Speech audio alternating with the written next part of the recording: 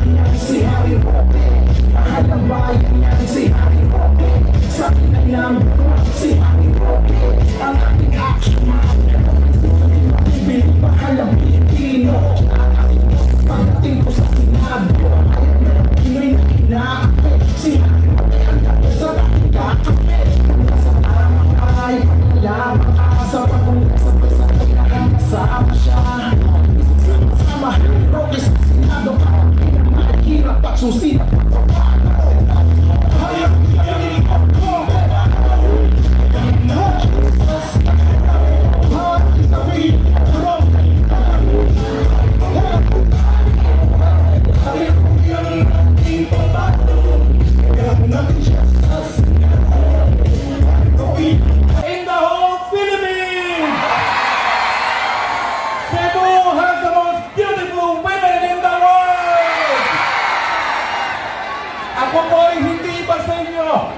Ako lang po ang kandidato ng ang puso ay dito po sa Cebu.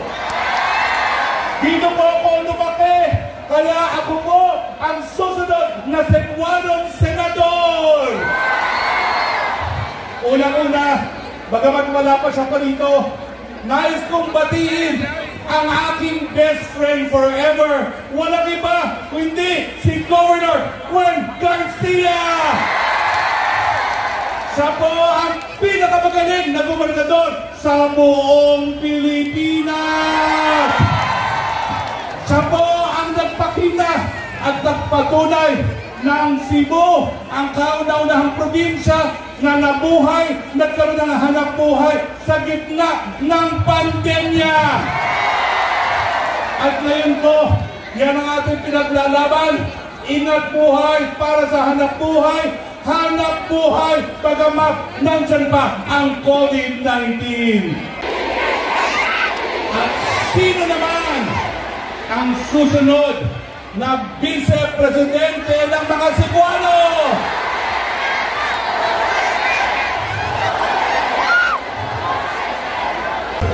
Ngayong gabi, Cebu! Ay, kay daming guwapa dito sa Cebu!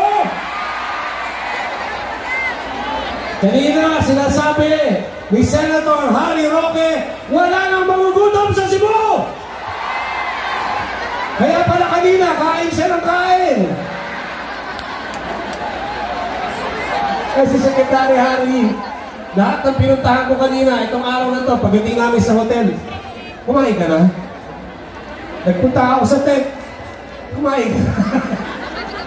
Pero mga kaibigan, katulad ng sinabi ng ating pong Presidente, Rodrigo Roa Duterte, pagdating sa international law, ang maasahan sa Senado, wala pong iba, kundi si Senator Harry Roque! Hello! Hello! Palakpakan po natin ang ating po mga pinuno sa buong Cebu Province, ang ating po mga mayor, vice mayor, konsehal, board members. Palakpakan po natin sila mga kaibigan. Nandun po sila. At nandun din po sa kabila ang ating po mga supporters and leaders. Palakpakan din po natin sila. Ayun po mga nakapula. At syempre po, palakpakan nyo ko. Kanina ho, dumating ako rito. Akala ko hindi ako papapasukin. Hindi naman ako hinanapan. Wala rin naman pumatig sa akin. Alam ko na kung bakit na walang pumatig sa akin. Alam niyo kung bakit? Kasi natagpuan ko na ang babaeng si Buwana sa buhay ko. Sino? Sino? Sige, kakanta muna ako. Sino pwede kantahan?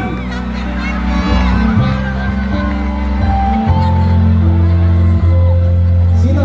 Ikaw, kakanta. Hindi, lalaki ka eh.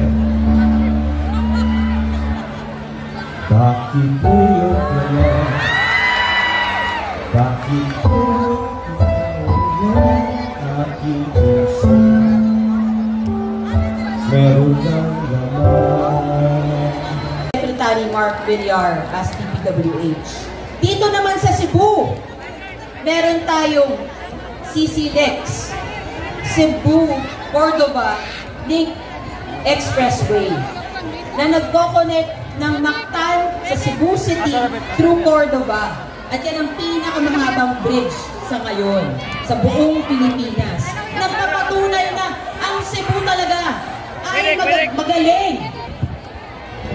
Bukod sa South, sa Cebu Link Expressway, Cebu Cordova Link Expressway, ay meron din Metro Cebu Express Road. So yung Metro Cebu Expressway ay nakakabawas ng traffic sa Metro Cebu by 50,000 na kotse.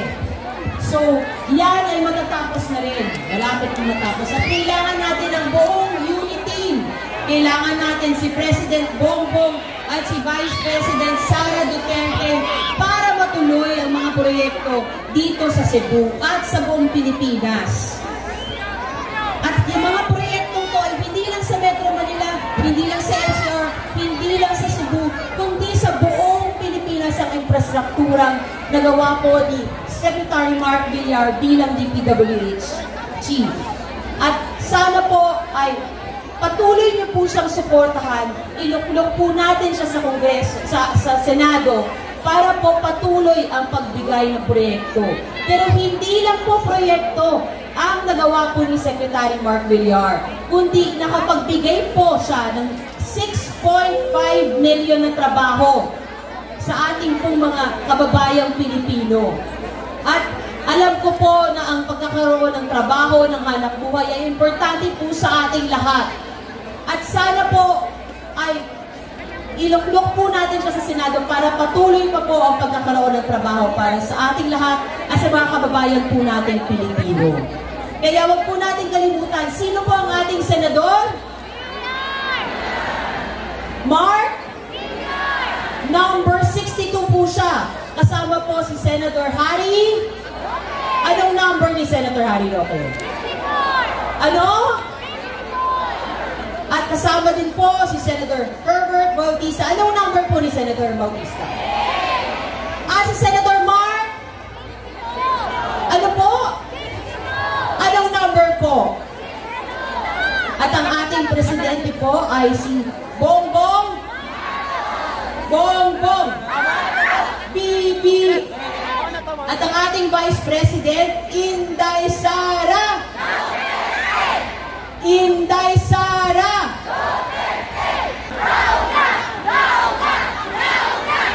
Ano daw? Pwede ba akong tumalong dyan? Sarap tumalong.